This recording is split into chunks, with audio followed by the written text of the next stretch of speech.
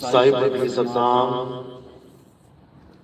तो आज परमात्मा की अपार कृपा से बनारस में मूल ज्ञान का सत्संग होने जा रहा है।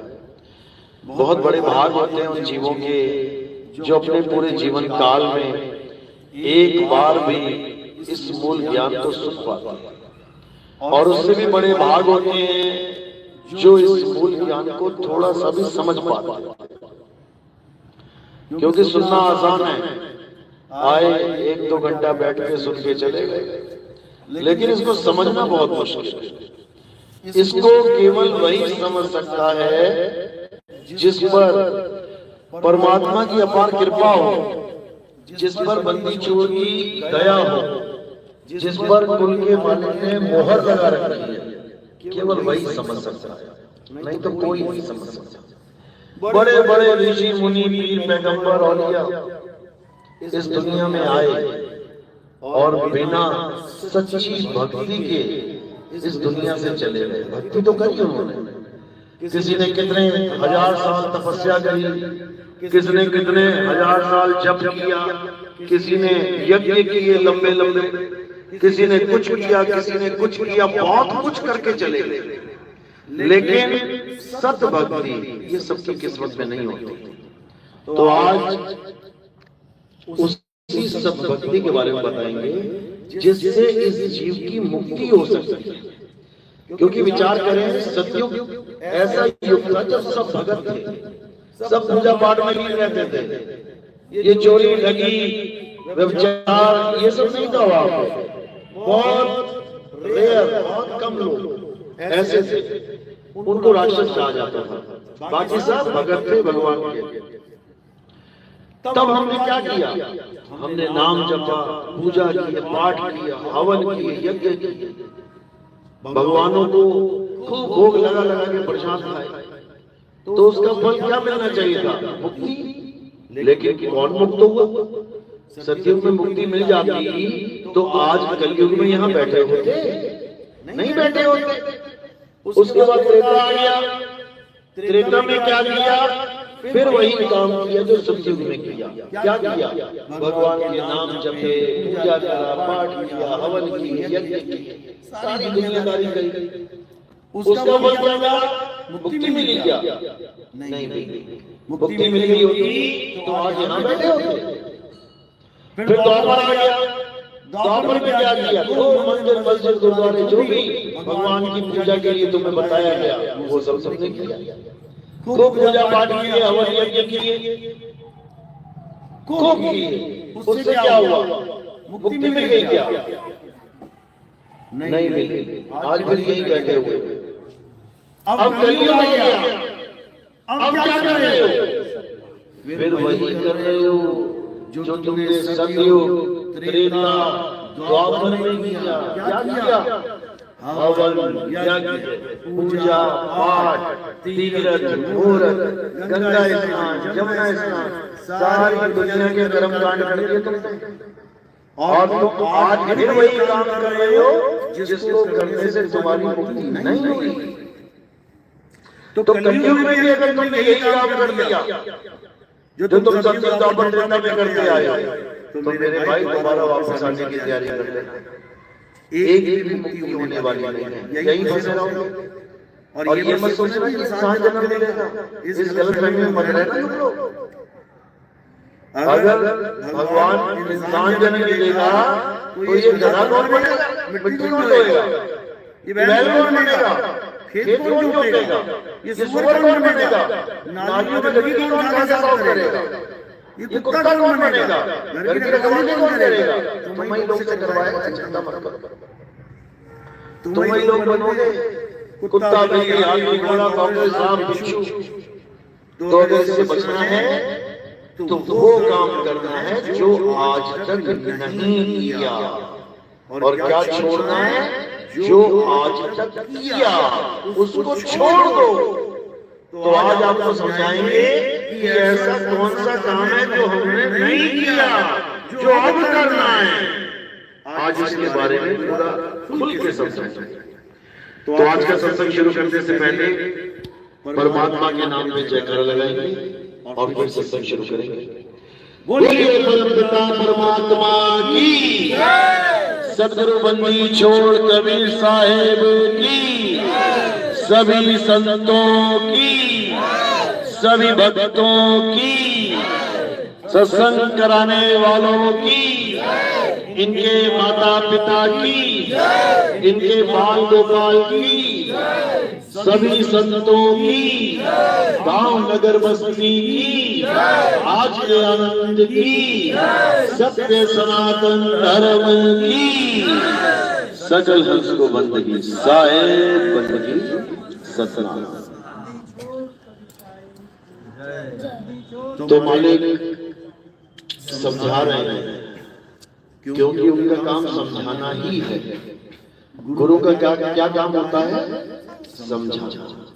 चाहे वो आपका स्कूल का गुरु हो, चाहे आपका किसी काम को सीखने के लिए आपने गुरु धारण किया हो, चाहे वो हो, चाहे आपका आध्यात्मिक गुरु हो, वो आपको समझाने के लिए ही आया है।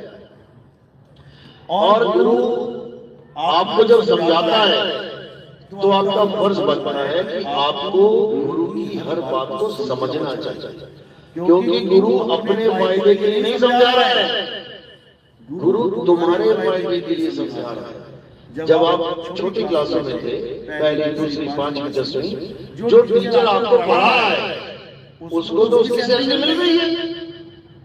पढ़ाया सैलरी लिया, पढ़ाया सैलरी लिया, तो तुम्हें डंडे क्यों खाने पड़े? तुम्हें डांटे क्यों खानी पड़ी? क्या तुम्हें डंडे मारने की सैलरी मिल रही है? उसको तो अपना पैसा मिल रहा है, लेकिन फिर भी वो तुम्हें डांट रहा है, तुम्हें समझा रहा है, तुम्हें डरा रहा है, बार बार बोल रहा है पढ़ ले क्यों? क्या तुम्हारे पास होने पर क्या उसको इंसेंटिव मिलेगा? कुछ नहीं मिलेगा।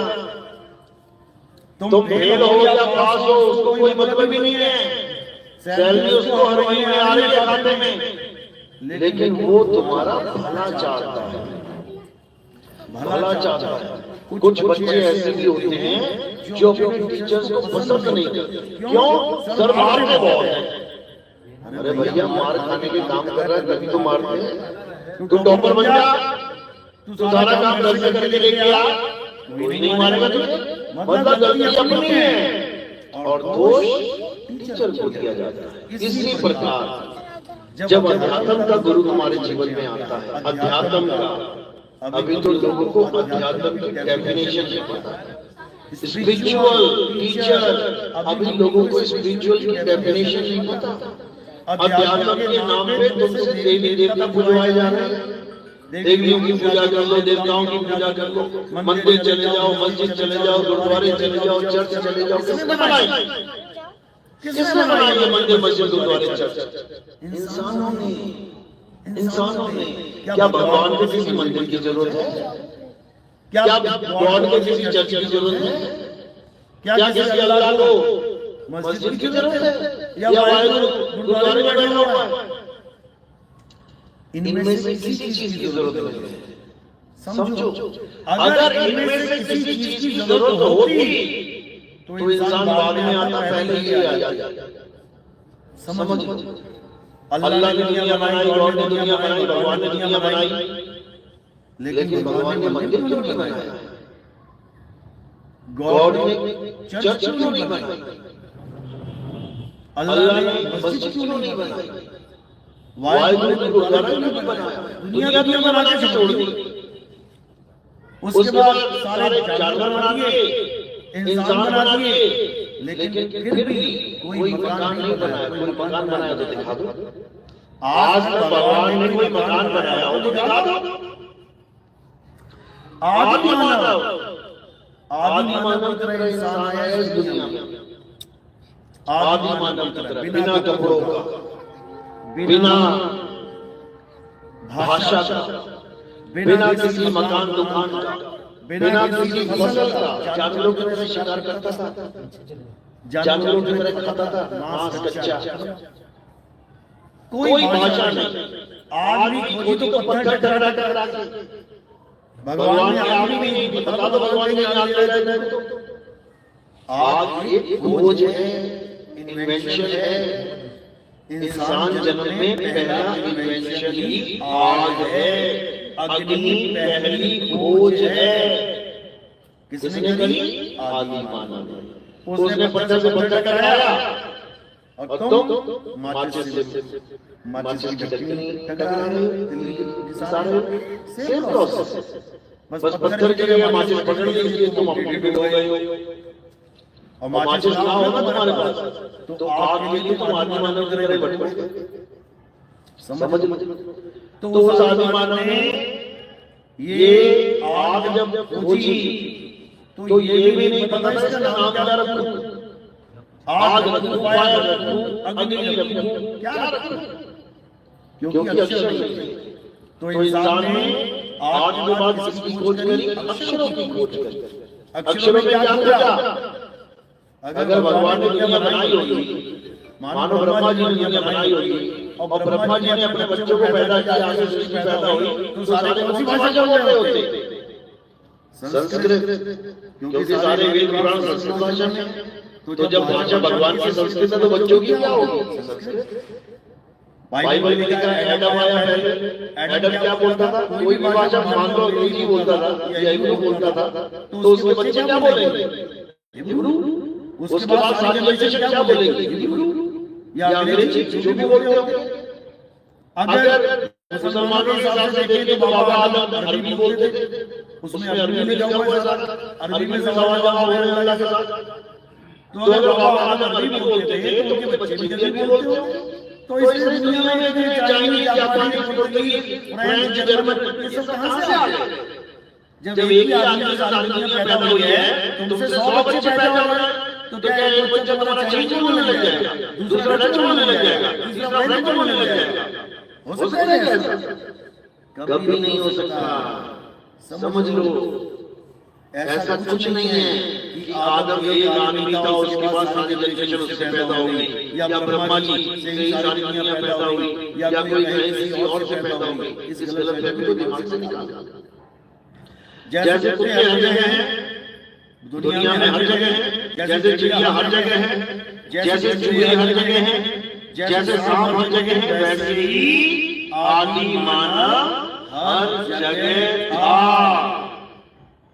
समझ लो, जब आदि मानव ने भाषा को इन्वेंट किया तो कैसे किया? क्या आसमान से किताब आई थी? तू आज की का बोलेगा, तू एबीसीडी बोलेगा, तू अलिफ बोलेगा, कैसे आई भाषा? जब आदि मानव ने अपने गले से निकलने वाली हर आवाज को पहचान के लिपिबद्ध कर दिया, उसको लिख लिया। हिंदुस्तान में जो आदि मानव थे, कितने अक्षर बनाए उन्होंने? कितने अक्षर है हमारी भाषा में? 52 अक्षर, 52। और जो अंग्रेज आदि मानव थे, उन्होंने कितने बनाए? 26 अक्षर। सोचो, एक जगह 52 अक्षर बना के बैठा हुआ है, कैसे बनाया? जो गले से आवाज निकली, पहली आवाज कौन सी निकली? ई ऊ, ये सारे स्वर अलग बनाने। उसके बाद का खा गा धा टा टा चा, सारे 52 अक्षर। अब ये 52 अक्षर बना के उसने क्या किया? इन अक्षरों से नाम रखना शुरू कर दिया। किसका?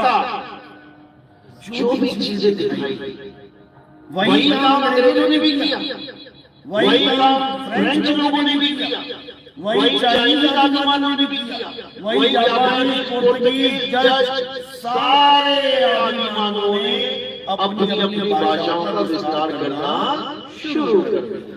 हमने रखा नाम पेड़, अंग्रेजी ने क्या रख दिया? ट्री। हमने रखा नाम अर्थ, पृथ्वी, अंग्रेजों ने क्या रख दिया? अर्थ। हमने नाम रखा अग्नि, अंग्रेजों ने क्या रख दिया? फायर। हमने नाम रखा आसमान, अंग्रेजों ने क्या रख दिया? स्काई। हमने नाम रखा आदमी, अंग्रेजों ने क्या रख दिया? समझो, यानी चीज एक ही है, लेकिन उसके नाम आदि मानवों ने अलग अलग रख दिए। क्यों रखे? किस आधार पर रखे? इस जीव के आधार पर। जो टंग है ना, जीव, यही है सारे अक्षरों की जननी माता जी। समझ लो, अगर ये जीव ना होती तो सब कौन सी भाषा बोल रहे होते? कौन सी भाषा होती हमारी? जैसे कुत्तों की भाषा है, वाव वाव वाव वाव वाव, जैसे चिड़ियों की भाषा है, चू चू चू, हाँ ची ची ची, चलो ठीक है। जैसे भैंस की भाषा है, हम क्यों कर रहे हैं ये सब? जीव के सहारे। हमने 52 अक्षर कैसे बनाए? जीव के सहारे। 52 अक्षर जीव आधार और आदि अक्षर जीव से न्यारा। वाही को सत सिमरन कहिए और सिमर सिमर नर उतरो पारा। अगर ये अक्षर आदि मानव ना बनाता तो क्या वेद, पुराण, गीता, तो क्या बाइबल, कुरान, इंजील, तौरात, ये किताबें लिखी जाती? कौन लिखता है इन्हें? कौन लिखता है? कोई कहता आसमान से किताब उतरी है। अफ्रीका के जंगल में जाके देखो, अभी भी वो बेचारे नंगे भूखे जो आदिवासी हैं, वो भी शिकार करके अपना पेट पाल रहे हैं। उनके लिए नहीं उतरी कोई किताब। अरे भैया, उनके लिए उतार दो कोई।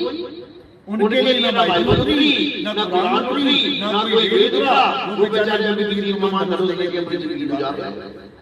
उनको तो ये भी पता कि दुनिया में देश कितने हैं। उनको ये भी पता कौन कौन से ब्रांड की तुम टी-शर्ट और पैंट पहन रहे हो। उनको ये भी पता कि कौन कौन सी भाषाएं दुनिया में चल रही है। ये तो तुम लोग उनके बीच में गए हो तब जाकर उनको पता लगा कि कैमरा होता है, ऐसे ऐसे यूट्यूब चैनल होता है और हमारी वीडियो यूट्यूब में आ रही है। अभी भी आदि मानव है भाई, उनकी भाषा नहीं देखी ना, कौन सी भाषा बोलते हैं, ऐसे चलती है भाषा, बंदरों की तरह करते हैं वो। तो ये सारा जितना तुम्हें तामझाम दिख रहा है, जितनी तुम आदमी लगा रहे हो, किसकी वजह से? इन 52 अक्षरों की वजह से जो आदि मानव ने बनाए। आदि मानव 52 अक्षर ना बनाता तो तुम्हारी भी आदि मानव की जिंदगी यहाँ पे दुनिया में। समझ लो, चर्च में प्रेयर कर रहे हो किसकी वजह से? इन 26 अक्षरों की वजह से। अगर वो आदि मानव 26 अक्षर ना बनाता तो यीशु मेरा हालेलुया कुछ नहीं था। ये कुरान में बात जो बनी है किसी वजह से? अरबी भाषा की वजह से। अगर अरबी भाषा के आदि मानव अरबी ना बनाते, उतार के दिखाते तुम कुरान। समझो बात, ये अक्षरों का खेल है। ये 52 अक्षरों का खेल है। ये 52 अक्षर जब तक तुमने नहीं समझे, तुम इसके जाल से नहीं निकल सकते। अगर इस दुनिया में किसी ने बेड़ा गर्क किया है इंसान का, तो सबसे ज्यादा 52 अक्षरों ने किया है। बहुत खतरनाक है और तुम्हें पता भी नहीं है ये पैदा कैसे होते हैं। ये तुम्हारे मुंह से निकल रहे हैं सारे, जीभ से, गले से, कंठ से, तालू से, पूरा दिन 52 अक्षर निकाल रहे हैं। साहिब समझा रहे हैं कि जब तक 52 अक्षर को जान नहीं गए, चिड़िया जब तक जाल को जान नहीं गई, तब तक उससे मुक्त नहीं हो सकती। हिंदू भी फंस गए 52 में, मुसलमान भी फंस गए 52 में, सिख भी फंस गए 52 में, ईसाई भी फंस गए 52 में। एक भी मुकदमे में कोई कहे कि तुम्हें जन्नत मिलेगी, तुम्हें जन्नत मिलेगी, तुम्हें जन्नत कैसे मिलेगी? 52 अक्षर। सोचो, तुम्हें प्यास लगी है, तुम्हारे पास पानी के भरपूर नाम है, जल, वाटर, नीर, टोए, पानी, कौन सा नाम जपोगे प्यास बुझेगी? बताओ जरा, कोई नाम है ऐसा जो पानी का सब्स्टिट्यूट है? नाम ही जब ले जाओगे, पानी पानी करते करते प्यासा ही मर जाएगा। तो क्या करना पड़ेगा? पानी पानी छोड़ और पानी को ढूंढ, अल्लाह अल्लाह छोड़। अल्लाह को ढूंढ, हालेलुया हालेलुया छोड़, उस गॉड को ढूंढ। अरे राम राम जपना छोड़, उस राम को ढूंढ। वाहिगुरु वाहिगुरु जपना छोड़, उस वाहिगुरु को ढूंढ। कहाँ है वो?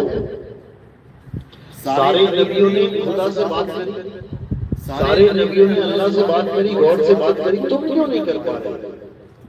तुम्हारी बात में क्या हो गया? तुम्हें क्यों नहीं अल्लाह की आवाज सुन रही है? अब कई लोग कहते हैं अल्लाह की आवाज कैसे सुन सकते हैं, नबियों ने कैसे सुनी? बिल्कुल सुन सकते हैं, लेकिन उसका एक तरीका है। कुछ साल पहले जब आदमी कहता था कि बैठे बैठे अमेरिका में बात हो सकती है, आदमी कहता था दूसरा, अरे नहीं यार ऐसे कैसे हो सकता है, ऐसे कैसे हो सकता है, यहाँ बैठे बैठे अमेरिका वाले से बात कर लो। बात छोड़ो, तुम उसको देख भी सकते हो। आज वीडियो कॉलिंग चलती है, समझो, बैठे बैठे बात भी हो रही है और दिख भी रहा है। किसी वजह से, एक विधि की वजह से, एक प्रोसेस की वजह से। तो इसी प्रकार खुदा से बात हो सकती है। मूसा अलैहिस्सलाम की हुई, मूसा अलैहिस्सलाम पहाड़ पे चढ़ के खुदा से बातें करते थे। बाइबल में भी इसका जिक्र है, कुरान में भी इसका जिक्र है। तो जब वो पहाड़ पे चढ़ सकते हैं, खुदा से बात कर सकते हैं, तो तुम क्यों नहीं? इसका मतलब तुम कच्चे मुसलमान हो, तुम कच्चे ईसाई हो। समझो, तुम्हें अभी ये नहीं पता कि वो पहाड़ है कहाँ। अगर तुम्हें पता लग जाए वो पहाड़ कहाँ है, तो तुम आज से चढ़ाई शुरू कर दो। कौन नहीं चाहता खुदा से बात करना? कौन नहीं चाहता भगवान से मिलना? सब चाहते हैं, लेकिन उन्हें मार्गदर्शन गलत मिल रहा है। भगवान को चाहते हो तो मंदिर आओ, फिर क्या होगा? भगवान को चाहो तो मस्जिद में आओ, अच्छा। भगवान को चाहते हो तो ईसाइयों की चर्च में आओ, भगवान को चाहते हो गुरुद्वारे में आओ, तो वहां क्या है? वो गरीब नवाज है, वो तुम पे दया करेगा, वो तुमको मालूमात कर देगा। पता चला जो जेब में 100 का नोट था वो भी तुम वहां दिया, वो भी तुम वहां दिया। तो लेने गए कि देने गए? लेने के देने पड़ गए। मंदिर में घुसते ही सोचा था भगवान सुनेगा, पता लगा भगवान ने नोट ले लिया। बताओ, इसीलिए हमारे धर्म केवल और केवल धंधा बनता जा रहा है। सारा धर्म, भगवान को किसी चीज की जरूरत है? पहले ये बताओ। तो मूसा अलैहिस्सलाम की हुई, मूसा अलैहिस्सलाम पहाड़ पे चढ़ के खुदा से बातें करते थे। बाइबल में भी इसका जिक्र है, कुरान में भी इसका जिक्र है। तो जब वो पहाड़ पे चढ़ सकते हैं, खुदा से बात कर सकते हैं, तो तुम क्यों नहीं? इसका मतलब तुम कच्चे मुसलमान हो, तुम कच्चे ईसाई हो। समझो, तुम्हें अभी ये नहीं पता कि वो पहाड़ है कहाँ। अगर तुम्हें पता लग जाए वो पहाड़ कहाँ है, तो तुम आज से चढ़ाई शुरू कर दो। कौन नहीं चाहता खुदा से बात करना? कौन नहीं चाहता भगवान से मिलना? सब चाहते हैं, लेकिन उन्हें मार्गदर्शन गलत मिल रहा है। भगवान को चाहते हो तो मंदिर आओ, फिर क्या होगा? भगवान को चाहो तो मस्जिद में आओ, अच्छा। भगवान को चाहते हो तो ईसाइयों की चर्च में आओ, भगवान को चाहते हो गुरुद्वारे में आओ, तो वहां क्या है? वो गरीब नवाज है, वो तुम पे दया करेगा, वो तुमको मालूमात कर देगा। पता चला जो जेब में 100 का नोट था वो भी तुम वहां दिया, वो भी तुम वहां दिया। तो लेने गए कि देने गए? लेने के देने पड़ गए। उसने सोचा था भगवान सुनेगा, पता लगा भगवान ने नोट ले लिया। बताओ, इसीलिए हमारे धर्म केवल और केवल धंधा बनता जा रहा है। सारा धर्म, भगवान को किसी चीज की जरूरत है? पहले ये बताओ। तो भगवान लेवनहार है कि देवनहार है? तुम देवता देवता करते हो, देवता का मतलब समझ में आया कभी? देवता का मतलब जो देवता है, और देवता का मतलब जो देवता है। तो मंदिर में जाने के बाद कौन देवता है, कौन देवता, कोई से समझ जाना, कौन किसको लेके आया है। समझो, तुम देवता बन के आए थे कुछ लेने के लिए, और तुम देवता बन के निकल आए, वो देवता बन गया। समझो, तुम अपना मकान बनाते हो अपनी मेहनत की कमाई से, और भगवान का मकान बनाते हो चंदे से। गरीबों का बनता है चंदे से। गरीबों के मकान के लिए चंदा इकट्ठा कर भैया 10 रुपए दे दिया, और ये 100 देंगे तो 500 देंगे, हाथ में एक बोरी के सिमेंट सरिया दे दिया। बताओ, अरे उनका परमात्मा जिसने एक क्षण में ये सारी कायनात बना दी, उसका मकान तुम चंदा ले लेके बना रहे हो। डूब के मर जाओ। हद कर दी तुम लोगों ने। अगर उसको मकान चाहिए हो ना तो ऐसा भव्य मकान बना दे, यहाँ पे भव्य मंदिर बना दे, तुम्हारा पूरा जन्म बीत जाएगा उस मंदिर के चक्कर काटने में, समझ लो। लेकिन हम अनजान हैं, हमें नहीं पता कि कैसे मालिक को पाया जाए, इसलिए जैसे कोई तुम्हें बता देता है चल पड़ते हैं पीछे अंधी भेड़ की तरह। क्यों? क्योंकि मालिक से प्यार है, परमात्मा से प्यार है, और प्यार में सब कुछ तबाह करने के लिए तैयार, सिर कटवा लिया लोगों ने प्यार में। जिस रावण को महाराज घूमने जाते हो, उस रावण ने प्यार में शंकर जी के आगे 10 बार सिर काट दिया, तुम्हें भी कोई काट के दिखा देना। ये फालतू वाली काम तो नहीं है, फालतू लगी है, क्या करते हो इससे? कहीं पेशाब करने जाना तो बोले तो साइन दे दिए यहाँ जाना, अदरवाइज बता दो इसका क्या कोई काम नहीं। चढ़ा पुलिस स्टेशन के नाम पे अपनी उंगली चढ़ा सकते हो क्या? जिसका तुम दहन करने जा रहे हो ना, उसने 10 बार कटवाया अपना सिर, तुम उसके पैर की चूड़ी नहीं हो, जिसको तुम रावण रावण बोल रहे हो। समझ लो, रावण का भजन तुम्हारी लिपियों में लगा हुआ, लोगों को पता भी नहीं है कि रावण का क्या भजन गा रहे हैं हम। समझो, तो कहने का मतलब क्या है कि हमें ये जानना है कि हम परमात्मा को कैसे पाएं, और कहीं जाने की जरूरत नहीं है कि तुम मंदिर में जाओ, मस्जिद में जाओ, गुरुद्वारे में जाओ, चर्च में जाओ। किसने बनाया? इंसानों ने बनाया। किसने नजर लगाया? इंसानों ने लगाया। किसने मूर्तियां बनाई? इंसानों ने बनाई। समझो, जो भगवान को पूजने जा रहे हो, क्या वो अपनी गलती से सेफ्टी कर सकता है? अभी चोर पैसा निकालने में देने के चला जाए ना, तो भगवान की उसकी आशीर्वाद दे रहे हैं। अरे उसको पकड़ क्यों नहीं रहा है? उसको आशीर्वाद दे चलेगा, और उसके बाद उसकी एफआईआर करवा रहे हैं। किसके पास जाके? इंसान के पास जाके। भगवान की जो चोरी होगी इंसान एफआईआर कर रहा है, इंसान पकड़ेगा भगवान की चोरी, तो भगवान क्या करेगा? इससे भरम जा रहा है, इससे निकलो बाहर। करना क्या है? परमात्मा की असली घर को जानना है कि परमात्मा रहता कहाँ है, उसका एड्रेस क्या है। तो परमात्मा का एड्रेस क्या है? कबीर साहब समझा रहे हैं, कह रहे हैं वो कहाँ ढूंढे बंदे, मैं तो तेरे पास में। तुम्हारे पास में है परमात्मा, बिल्कुल पास में। तुम्हारे घर में 10 लीटर दूध पड़ा है, अब घी कहाँ है? घी कहाँ है? उसी दूध में है। लेकिन तुम्हें पता नहीं कि कहाँ में जा रहे हो।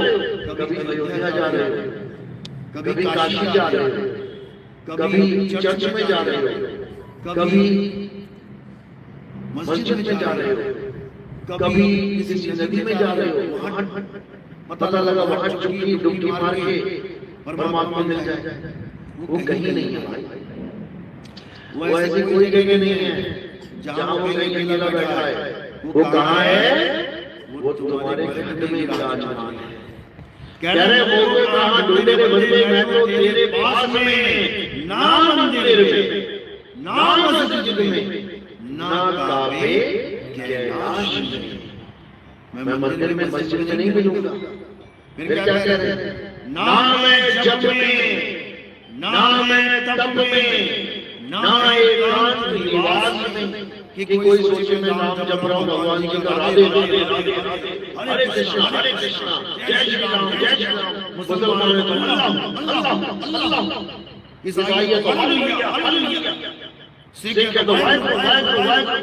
कह रहे ना मैं जप में, ना मैं तप में, ना एकांत निवास में। किसी जब तब से मैं नहीं मिलूंगा।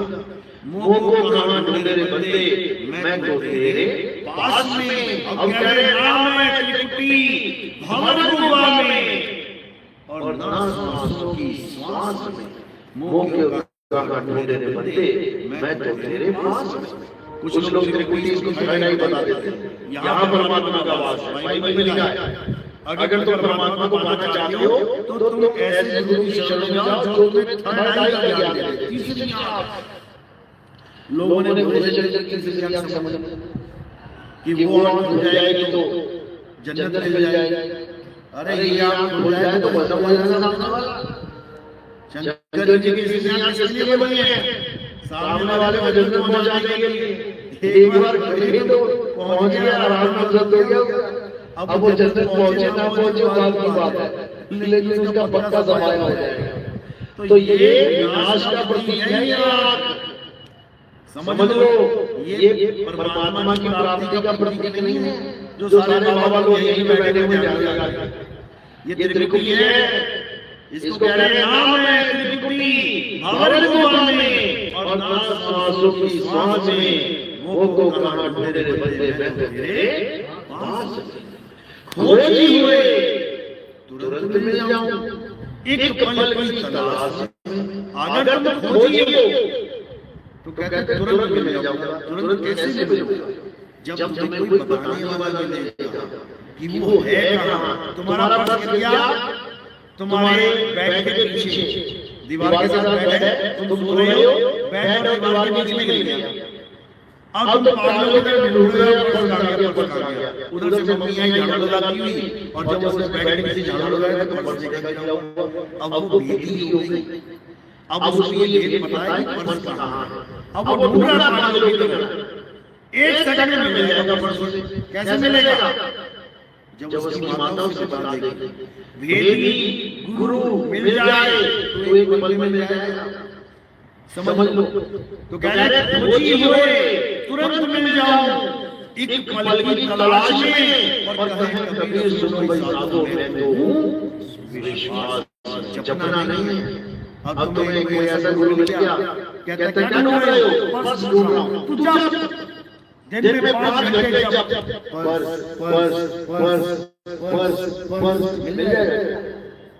बस यही हाल है सारे गुरुओं का। तुम किसी के पास जाओ, गुरुजी मुझे नाम चाहिए, नाम चाहिए, चलो राम राम राम। गुरुजी मुझे खुदा चाहिए, अच्छा खुदा चाहिए, चलो खुदा खुदा खुदा। तुझे क्या चाहिए? गुरुजी मुझे वाहिगुरु चाहिए। अच्छा जप वाहिगुरु वाहिगुरु वाहिगुरु।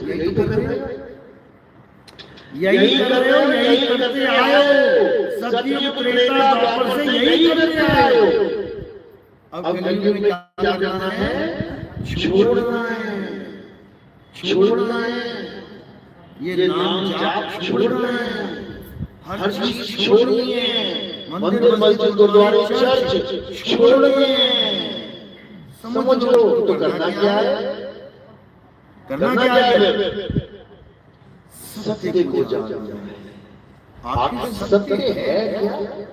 जिसके लिए हर धर्म में बोला जाता है कि ईश्वर सत्य है। सुना है ना? ईश्वर सत्य है, सत्य ही शिव है, शिव ही सुंदर है। बड़ी आगे लाइन चली, लेकिन पहले लाइन क्या है? ईश्वर सत्य है। अब ईसाइयों में आ जाते हैं, गॉड इज ट्रूथ। ट्रूथ क्या होता है? सत्य। हमने हिंदी में क्या रखा? सत्य। अंग्रेजी में क्या रख दिया? ट्रूथ। यानी बात नहीं रही है, बस झगड़ा अक्षरों का है। हमने सत्य को ईश्वर बोल दिया और उन्होंने सत्य को यानी ट्रूथ को गॉड बोल दिया। समझो। अब मुसलमानों में आ जाओ तो क्या कहते हैं? अल्लाह हक, अल्लाह हक। हक मतलब सत्य, ट्रूथ, यानी अल्लाह ही सत्य है। बहुत अच्छी बात है, लेकिन झगड़ा किस बात का है? क्योंकि सत्य का नाम अल्लाह रख दिया। अब सिखों में आ जाओ, जो बोले सो निहाल सत्य श्री अकाल, यानी अकाल पुरुष कौन है? सत्य है तो भैया झगड़ा किस बात का है? किस बात का झगड़ा है? हिंदुओं का ईश्वर भी सत्य है, मुसलमानों का खुदा भी हक है, ईसाइयों का गॉड भी सत्य है, सरदारों का श्री अकाल पुरख भी सत्य है। तो लफड़ा किस बात का भाई? लफड़ा इस बात का है क्योंकि चारों में से कोई सत्य नहीं जानता होगा क्या है। चारों में से कोई ये नहीं जानता कि सत्य है क्या। अपने अपने अक्षर पकड़ के बैठे हुए हैं। अल्लाह, वाहिगुरु, गॉड, राम, लड़ते रहो, मरते रहो। अल्लाह ही हंसता होगा कि कैसी औलादें पैदा कर दी है। यानी एक पिता के चार बच्चे, एक कहता मेरा पिता सबसे बड़ा है, दूसरा कहता नाना अब्बू जान सबसे बड़े हैं, तीसरा कहता डैडी है जो कुछ है, और चौथा कहता मेरा पापा जी सबसे बड़ा है। बताओ, और लड़ मर गए चार, मिठाई फेंकी सिरों के ऊपर अपने भाइयों के। क्यों? क्योंकि सत्य का ज्ञान नहीं है। ये क्या है? इस क्लास में क्या है? पानी है, वाटर नहीं है क्या? सोच लो एक बार, वाटर है, जल नहीं है क्या? जल है, नीर नहीं है क्या? नीर है, कोई नहीं है क्या? पांचों लड़ लो, मर लो, कब खत्म होगा ये झगड़ा? जब तुम्हें समझ में आ जाएगा इस क्लास में H2O है। ये H2O के नाम है सारे, साइंस वाले जानते हैं। ये हाइड्रोजन के दो और ऑक्सीजन का एक मॉलिक्यूल है जिसका नाम हिंदुस्तानियों ने रख दिया जल, अंग्रेजों ने रख दिया वाटर, और किसी ने रख दिया पानी, और किसी ने रख दिया नीर, और किसी ने रख दिया कोई। 195 देश में घूम लेना, पूछ लेना, सबके अलग अलग नाम देंगे। लेकिन झगड़ा किस बात का है? क्योंकि H2O को नहीं जानते, उसके नामों को जानते हैं। सत्य को नहीं जानते कि सत्य है क्या। सत्य के रखे हुए नामों को जानते। राम नाम सत्य है। अच्छा, जब आदि मानव ने राम नहीं बनाया और माँ भी नहीं बनाया, यानी काका दादा नहीं बनाई थी, या ये लाइन नहीं बनाई थी, पा पा पा बा माँ ये लाइन नहीं बनाई थी, तो राम और माँ कहाँ था? सत्य कैसे हो गया?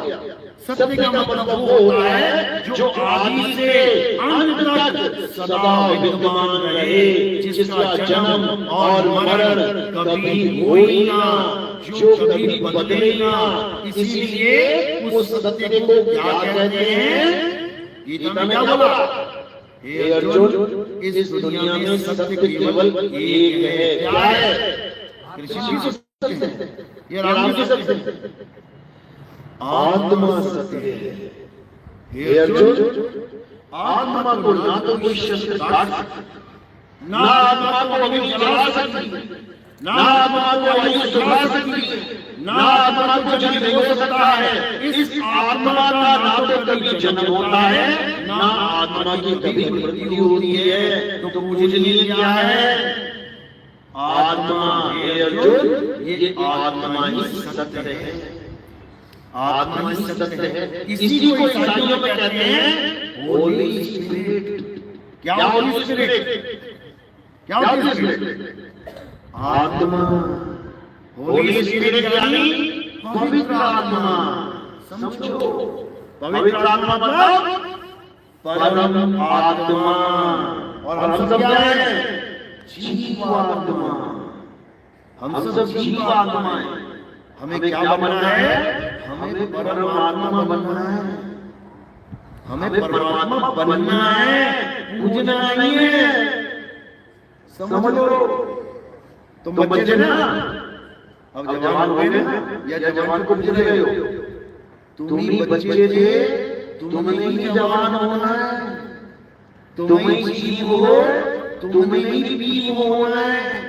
इसलिए ईसा मसीह ने कुछ जगह बोला I am son of God, और कहीं कहीं पे बोला I am my father one. अगर बाइबल पढ़ो ईसा मसीह कहते हैं मैं परमेश्वर का पुत्र हूँ, लेकिन किसको समझा रहे हैं? अज्ञानियों को।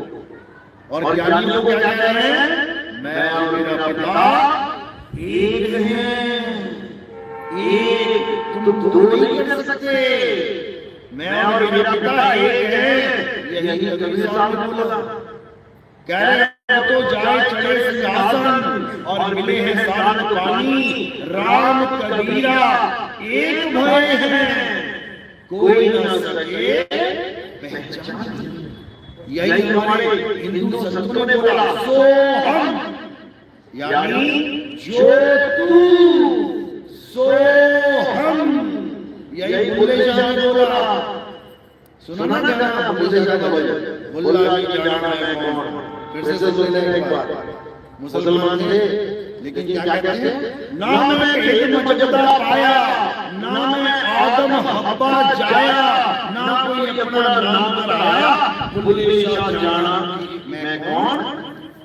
समझा रहे हैं? बुल्ले शाह जाना मैं कौन, बुल्ला की जाना मैं कौन। मैं जानता ही नहीं था कि मैं कौन हूँ। कह रहे अव्वल आखिर आपने जाना, और ना कोई दूजा हो पछाना, मैं तो हो ना कोई सियाना।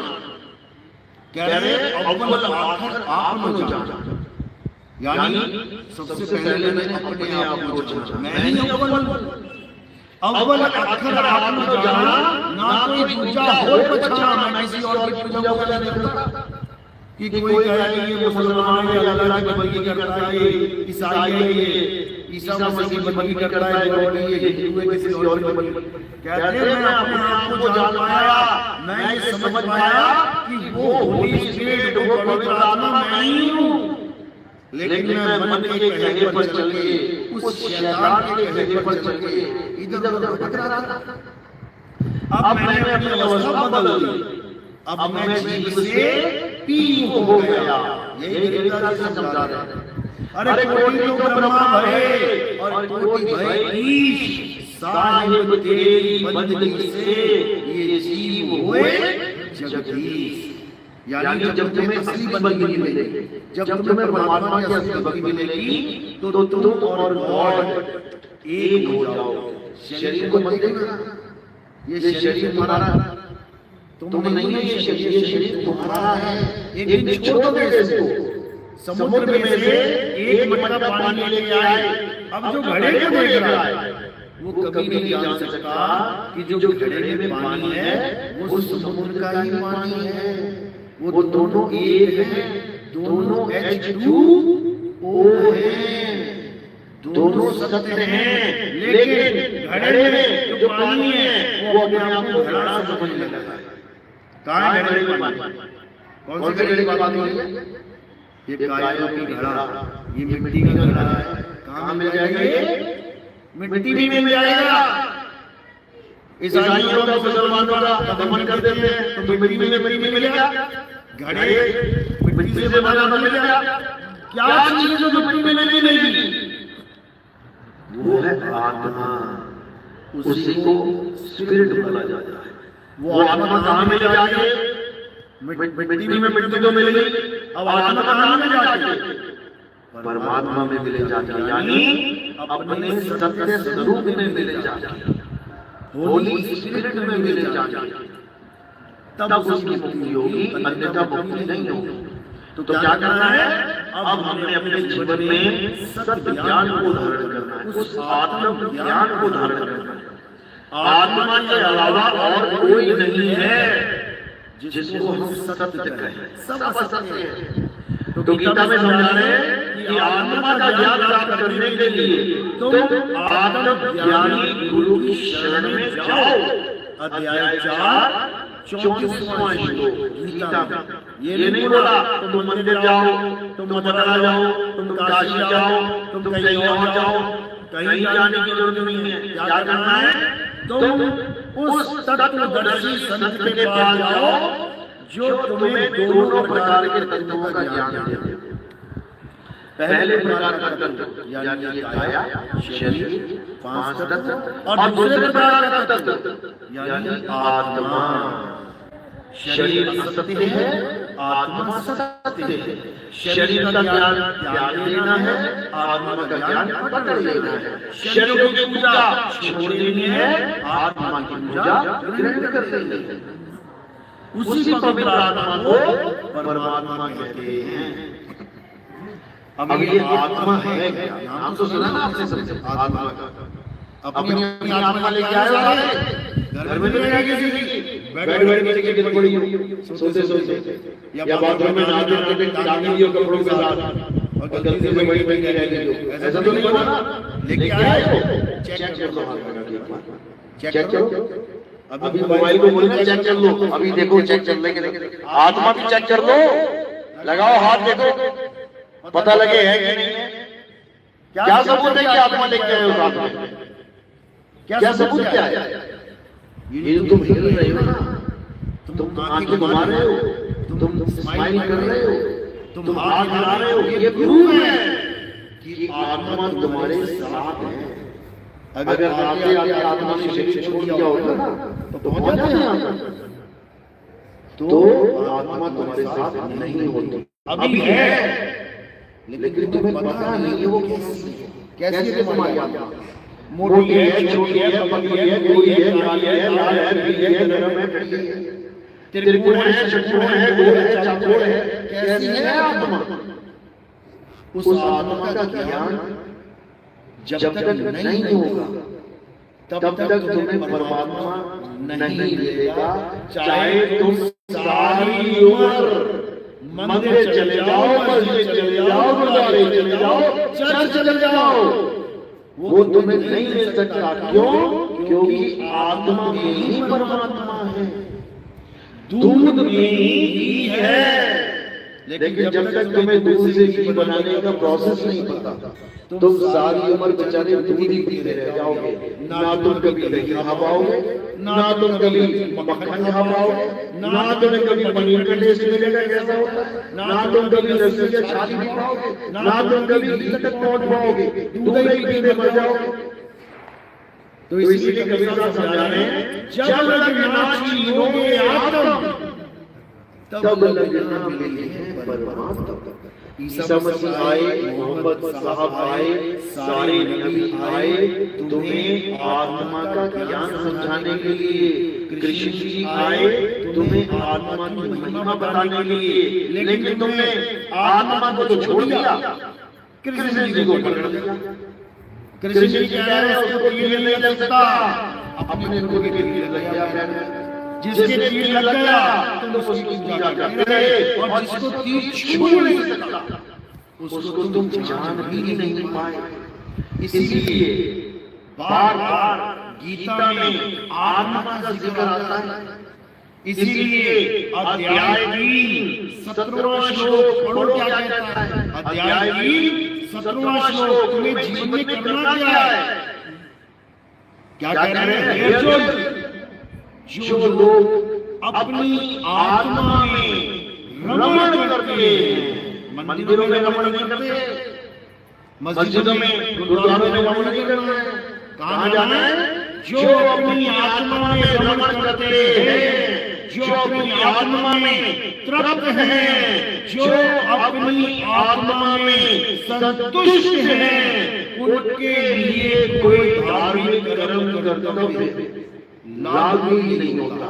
अध्याय 3 17वां श्लोक अच्छे से पढ़ना। अगर ये श्लोक तुमने अपने जीवन में धारण कर लिया तो इस दुनिया में कोई भाई का लाल नहीं है जो तुम्हें दोबारा गर्भ में डाल दे। समझ लेना, ये ऐसा मूल मंत्र है, ये ऐसा ज्ञान है। अगर तुमने गीता का ये श्लोक अपने जीवन में धारण कर लिया तो तुम्हारी मुक्ति 101%। कोई रोकने वाला नहीं। लेकिन ये करना कैसे है? इस आत्मा को जानना कैसे है? ये गीता में नहीं बताया। ये गुप्त ज्ञान गुरु के पास जाकर मिलेगा, ये समझाया है। अध्याय 4 34वां श्लोक पढ़ो। टाइम समझ लो, 3:17 4:34 यानी तीसरा अध्याय समझ लो और चौथा अध्याय 34वां श्लोक। क्या कह रहे हैं? अर्जुन जो ज्ञान में तुम्हें समझा रहा हूँ, जो आत्मा की बात मैं तुम्हें बता रहा हूँ, अगर तुम इस आत्मा को जानना चाहते हो, अगर तुम सत्य को धारण करना चाहते हो, तो तुम ऐसे गुरु की शरण में जाओ जो तुम्हें तुम्हारी आत्मा का ज्ञान बता दे। ये राधे राधे राम राम ना जवाब देंगे, तुम्हें तुम्हारी आत्मा का ज्ञान बता दे। एक बार आत्मा का ज्ञान हो जाने पर तुम कभी आत्मा के अलावा किसी और को सत्य नहीं मानोगे, नहीं मानोगे।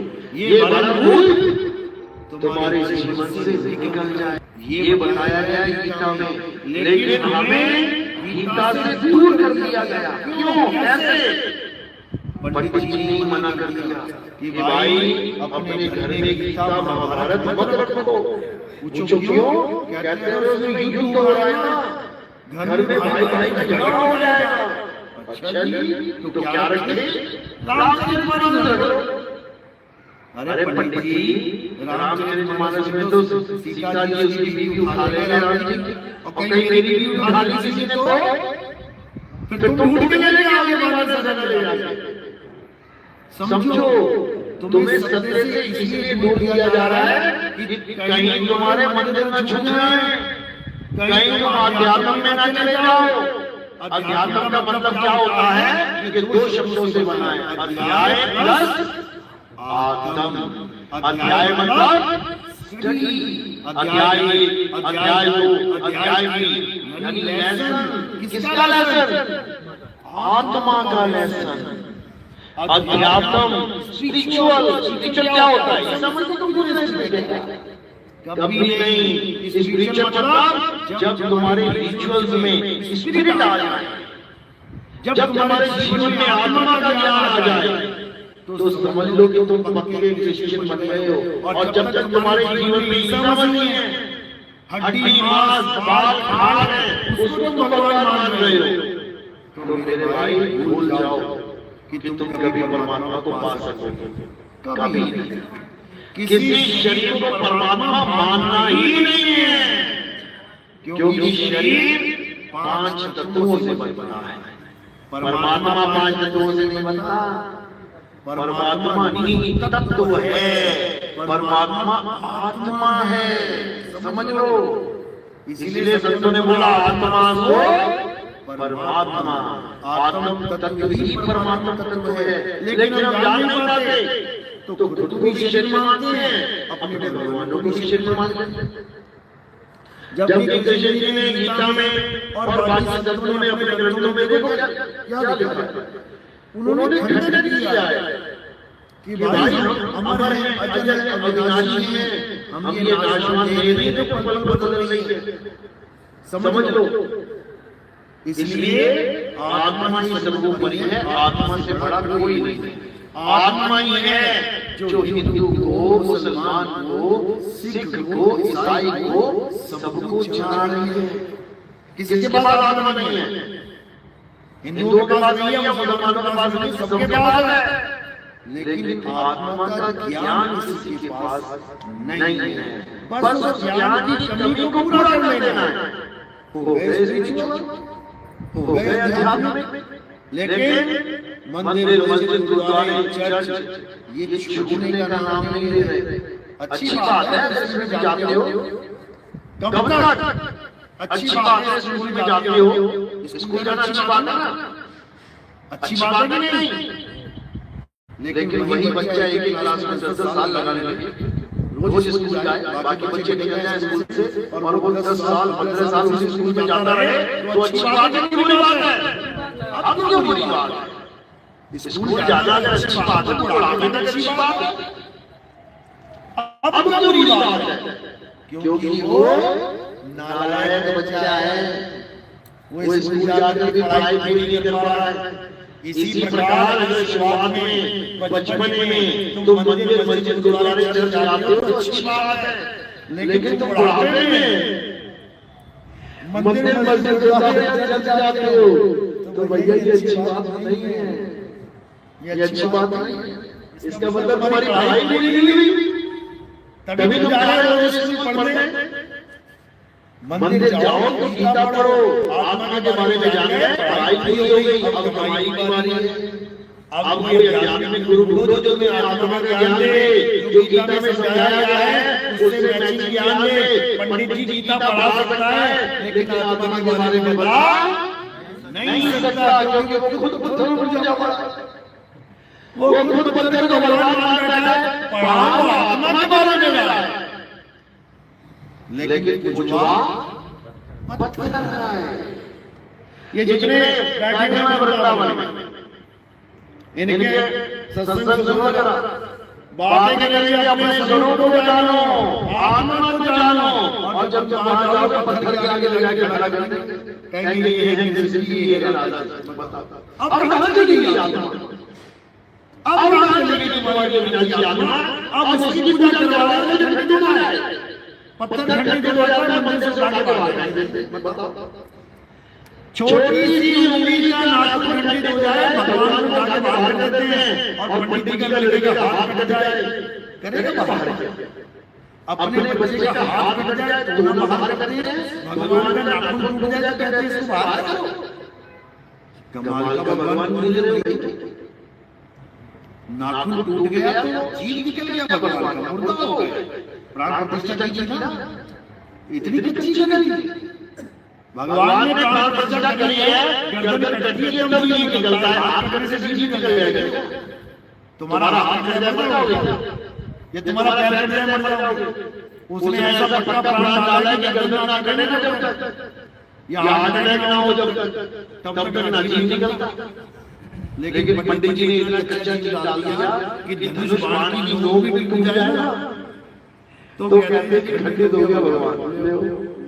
तो भैया इस बंधन से बाहर निकलो, ठीक है, शुरुआत के लिए बहुत अच्छी बात है, शुरुआत के लिए बहुत अच्छी बात है कि तुम बच्चों को एलकेजी यूकेजी में डाल रहे हो, आंगनबाड़ी में डाल रहे हो, जाके वहां पे फुटबॉल खेल रहे हैं, हाथी घोड़ा बना है, कान पकड़ के मरोड़ के खेल रहे हैं। लेकिन कॉलेज में भी क्या कान मरोड़ के खेलेंगे? कॉलेज वाले बच्चों के लिए भी हाथी घोड़ा डाल दे देंगे, वहां पे फुटबॉल रख देंगे क्या? यानी मंदिर, मस्जिद, गुरुद्वारे, चर्च आपकी शुरुआती पढ़ाई के लिए बहुत अच्छी है, लेकिन जब आप उनके ग्रंथों को खंगालोगे तब तुम्हें पता लगेगा कि ये केवल पढ़ाई का स्थान है, कमाई का स्थान नहीं, बल्कि जो तुम कमा रहे हो ना वो लुटाई का स्थान है। लूट लेंगे तुम्हें, लेकिन तुम्हारी आध्यात्मिक कमाई नहीं हो सकती वहां पर। वो कहाँ होगी? जब तुम्हारे जीवन में ईसा मसीह आ जाएगा, जब तुम्हारे जीवन में मोहम्मद साहब आ जाएगा, जब तुम्हारे जीवन में कृष्ण, राम, अपने कबीर साहब, रविदास जी कैसे आ जाएंगे, तुम्हें ज्ञान समझाएंगे, पूजा नहीं करवाएंगे। जब तुम्हारे जीवन में बाबा नानक कैसे आ जाएंगे, तब समझना कि अब तुम्हारी कमाई शुरू होगी, अब तुम कमाओगे। जो तुमने पढ़ाई पूरी करने के बाद कमाई शुरू होगी वो ये करवाएंगे। और ये क्या बताएंगे? ये कोई मंदिर गुरुद्वारे नहीं खुलवाएंगे, ये तुम्हें तुम्हारी आत्मा का ज्ञान देंगे, जिसको वर्ड है। बाइबल पढ़ो, in the beginning there was word, word was with God and word was God. Word क्या है? ये क्या है वर्ड? ये शब्द है क्या? सबसे पहले शब्द परमात्मा के साथ था, in the beginning there was word. सबसे पहले शब्द था, शब्द ही परमात्मा था। तो भैया ये दो परमात्मा हो गए, फिर तो एक गॉड हो गया, एक वर्ड हो गया। ये कैसे हो गया?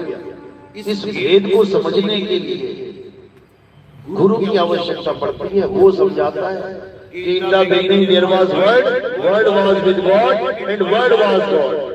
तो ये वर्ड है क्या? ये शब्द है क्या? इसका ज्ञान गुरु बताता है। ये वो शब्द नहीं है जो तुमने मान लिए हैं, 52 अक्षरी अक्षरों को शब्द मान लिया है। राम वाले राम, अल्लाह वाले अल्लाह जप रहे हैं, ये वो शब्द नहीं है। कबीर साहब समझा रहे हैं, शब्द शब्द सब कोई कहे, वह तो शब्द बिने जीवा पे आवे। उसकी पहचान ये है, परमात्मा का सच्चा नाम जीभ पे नहीं आता। समझ लो, वो जीभ से नहीं बोला जा सकता। जीभ से कौन से शब्द बोले जा सकते हैं जो आदि मानव ने बनाए हैं, वो बोलते रहो। जिस भाषा में तुम पैदा हो गए बोलते रहो, अंग्रेजी, German, French, Italian, Portuguese, Chinese बोलते रहो, लेकिन परमात्मा का नाम इसमें नहीं है। वो इन शब्दों से न्यारा है, न्यारा। तो साहिब कह रहे हैं 52 जीवाधारा आदि अक्षर जिह्वा से न्यारा, वाणी को सत्सिमरण कहिए। अगर वो नाम तुम्हें मिल गया, ईसाई बोलते हैं in the name of Jesus, name of Jesus. अरे नेम ही तो जीसस है, फिर नेम क्या है? Name of Jesus. जीसस खुद एक नाम है, तो जीसस का नाम क्या? जैसे कहते हैं परमात्मा के नाम पे कुछ, अल्लाह के नाम पे कुछ दे दे बाबा। अरे अल्लाह तो खुद एक नाम है, उसका नाम का नाम रखोगे क्या? नाम का नाम रखो, अल्लाह किसका नाम रख दिया उसका? अगर आ, ला और हा ना होता तो अल्लाह किसने नाम रखा उसका? कुरान में अल्लाह के 99 नाम रखे गए। कौन रखा है 99 नाम? अल्लाह को क्या यही नाम था? एक नाम, दो नाम, तीन नाम, 5 नाम, 99 नाम रख दिए उसने। भगवान राम का एक नाम रखा दशरथ जी ने। अभी नेट पे सर्च करो भगवान राम के 108 नाम, देखो दशरथ को भी नाम बताओगे, में तो 108 नाम है किसके नाम? हनुमान जी का नाम एक रखा था अंजनी, उसकी माता ने, उसके पिता ने। अभी खोजो हनुमान जी के 108 नाम, देखो मिल जाएंगे तुम्हें 108 नाम। किसने बनाए 108 नाम? ये सब इंसानों की बुरा बात है, अक्षरों के द्वारा। खाली बैठा हुआ यही कर रहा है, चलो नाम ही बना देते फालतू का। अरे उस नाम को खोजो जो इंसान नहीं बना सकता, उसको खोजो। कबीर साहब कह रहे हैं अरे बाबू अक्षर जोड़े यार, संजय अक्षर एक पहचान। ये 52 अक्षरों से तुमने दुनिया भर के नाम बना डाले और उस एक आदि अक्षर को नहीं जान पा रहे हो, इसलिए भटक रहे हो, इसलिए भटक रहे हो। तो अब क्या करना है? अब उस एक अक्षर को जानना है जिसको अविनाशी परमात्मा कहते हैं, होली स्पिरिट कहते हैं, अनल हक कहते हैं, खुदा हक कहते हैं, अल्लाह कहते हैं, वाहिगुरु कहते हैं, राम कहते हैं। कोई भी नाम ले लो, सब उसी के नाम है, लेकिन नाम जब के काम नहीं बनेगा। सत्य को जानोगे काम तब। तो आज का सत्संग यही समाप्त करते हैं और आगे के सत्संग आप कंटिन्यू कर सकते हैं हमारे YouTube चैनल पे, कहत कबीर सुनो भाई साधो नितिन दास, या फिर आप सर्च करेंगे नितिन दास के सत्संग। नितिन का मतलब क्या होता है याद रहेगा आपको? नितिन का मतलब होता है सही मार्ग दिखाने वाला, सच्चा मार्गदर्शक। तो हमारा काम है आपको मार्ग दिखाना, चलना आपका काम है। हमारा काम है सत्य असत्य का भेद समझाना, समझना आपका काम है। हमारा काम है नरक और स्वर्ग से मुक्ति दिलवाना। ना नरक में जाना है, ना स्वर्ग में जाना है, ना हेवन में जाना है, ना हेल में जाना है, ना दोजख में जाना है, ना जन्नत में जाना है। तो कहाँ जाना है? गॉड में समाना है, अल्लाह में समाना है, वाहिगुरु में समाना है, परमात्मा में समाना है। परमात्मा के द्वारा बनाई हुई किसी चीज में नहीं समाना, क्योंकि जो बनी है वो एक दिन बिगड़ेगी। इसलिए उसमें समाओ जो बनने और बिगड़ने से रहित है। इसलिए कबीर साहब ने कहा अज्ञानी को स्वर्ग नरक है, हरि जाने को नहीं, जिस भाव से सब लोग डरते हैं सो भय होते नहीं। ये जितने धर्म चल रहे हैं ना, ये डरावे के धर्म है। मंदिर नहीं आएगा तो नरक में चला जाएगा, मस्जिद नहीं आएगा तो दोजख में चला जाएगा, चर्च में नहीं आएगा तो हेल में गिर जाएगा। बताओ, ना वहां जाते हुए बता पाया और ना यहाँ बैठे बैठे कोई पहुंच पाया, तो किसने बताया कि कौन कहाँ जा रहा है? ना जाने के बाद कोई कॉल आई, हाँ बेटा मैं हेड में पहुंच गया हूँ, बड़ी दिक्कत हो रही है यहाँ पे। हाँ बेटा मैं हेवन में हूँ, खूब नजारे ले रहा हूँ। कभी ना बताया किसी ने, और यहाँ बैठे मुझे जानने सकते तो तुम्हें ये है क्या भाई? ये भ्रम जाल है, ये माया जाल है, ये तुम्हें पाप और पुण्य में उलझाने का जाल है। कबीर साहब कह रहे हैं अरे पाप पुण्य ये दोनों भेड़ी, एक लोहे एक कंचन केरी। ना पाप करना है ना पुण्य करना है, दोनों से रहित होके आत्मा में रमण करना है। चुप चुप चुप। तो आज का सत्संग यही समाप्त करते हैं। अब आपने क्या करना है, हमारे यहाँ गुरु की आरती होती है। गुरु यानी आत्म देव, गुरु मतलब शरीर नहीं। तो आत्म देव की आरती कैसे होती है? थोड़ा सा फूल उठाया है, थोड़े से फूल उठा के मेरे सिर के ऊपर रखेंगे। सिर के ऊपर क्यों रखें? क्योंकि पैर के अंगूठे से सिर की चोटी तक, पैर के अंगूठे से सिर की चोटी तक क्या है? शरीर। शरीर क्या है? नाशवान। नाशवान क्या है? ये 5 तत्व नाशवान। इसलिए ये फूल कहाँ चढ़ाए? ये काया से परे। तो ये कहाँ समर्पित हो गए?